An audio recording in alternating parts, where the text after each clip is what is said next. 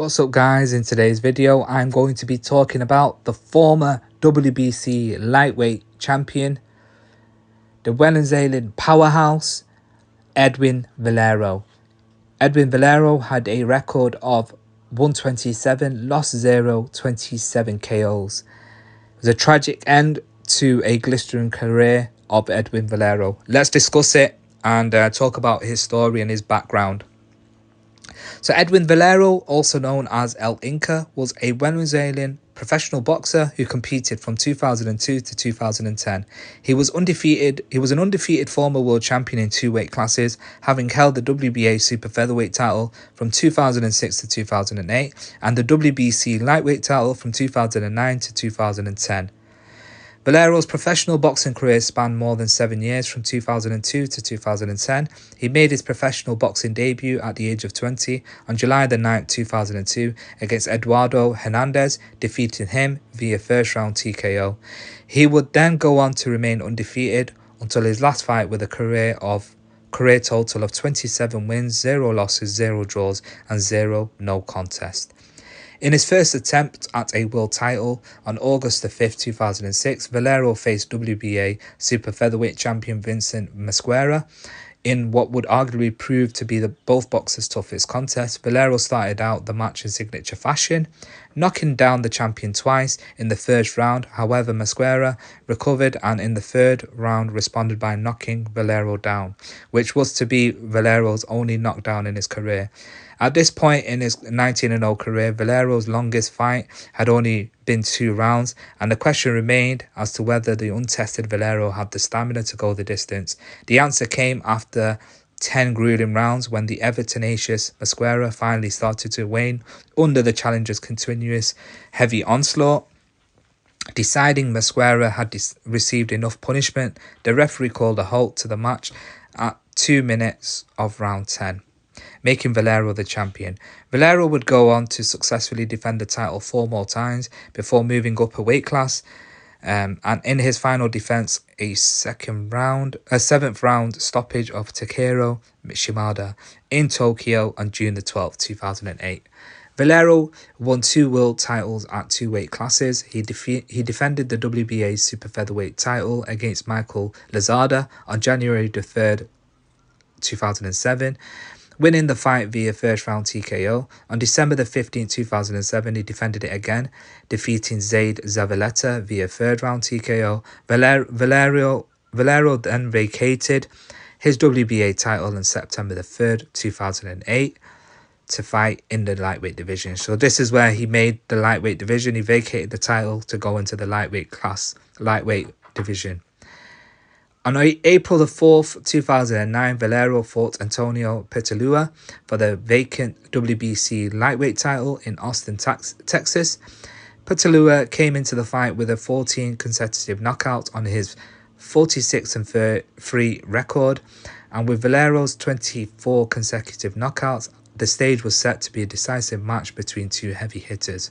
After an uneventful first round, Valero knocked Petalua down just seconds into the second round with a right hook. Petalua managed to get up but suffered 2 more knockdowns before the referee stopped the fight at 49 seconds of round 2.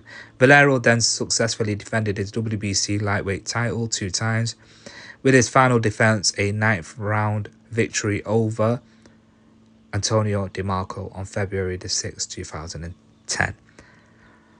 So now we'll be discussing this is where it all started, and outside of boxing, what he was going through. So, unknown to the boxing world at the time, Valero was struggling with personal demons outside of boxing. He had a severe motorcycle accident in 2001, which created roadblocks to major boxing bodies sanctioning his fights. He claimed that his doctor cleared him to fight on January the 17th, 2002, and he turned professional that July with a first round knockout.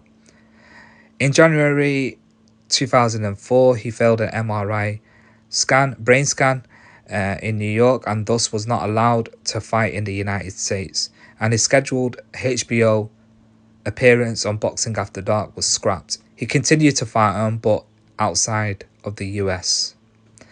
Valero was arrested on assault charges on September the 27th, 2009 for allegedly attacking a man's mother and sister over a feud. Valero denied the allegations and considered them to be an attempt to harm his reputation. His mother came forward to tell the media that no foul play was involved in the incident. However, Valero again became the center of attention in a similar case when he was accused of assault by his wife on March the 25th, 2010. She was sent to the hospital for bruises and a damaged lung. Valero denied any wrongdoing, stating his wife had stumbled from the stairway, but investigators doubted it. His wife later told authorities that her injuries were caused by an accident on some stairs, despite the fact that she had been treated for similar injuries twice before at the hospital. Because of his vicious personality he showed at the hospital where his wife was treated, Valero was sent for 6 months psychiatric rehabilitation. On April the 18th, 2010, Valero was arrested after police found the body of his 24-year-old wife, Jennifer Carolina Vieira de Valero, in a hotel in the city of Valencia, Carabobo. She had been stabbed 3 times. Valero was considered a suspect and was taken to jail. Valero later admitted to hotel security and police that he had murdered his wife. The day after being taken to jail, Valero was found hanging in his cell. He was pronounced legally dead at 1:30 a.m. While boxing fans will remember him for his impressive 27-0, it shows that this is a reminder of both the heights and depths that boxing can reach and the tragic end to a boxing great. Let me know what your thoughts are on this tragic story about Edwin Valero. What were your best times and what were your thoughts of Edwin Valero? Inside that ring, this guy was a powerhouse. It was absolutely amazing to watch. The knockouts, it was just amazing, like I said. And for me, you know, it's a fight that got away and that never happened.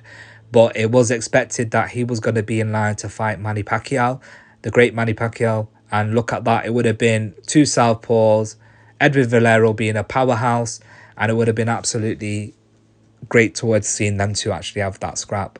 But it's an unfortunate, tragic end to a great legacy of a boxer.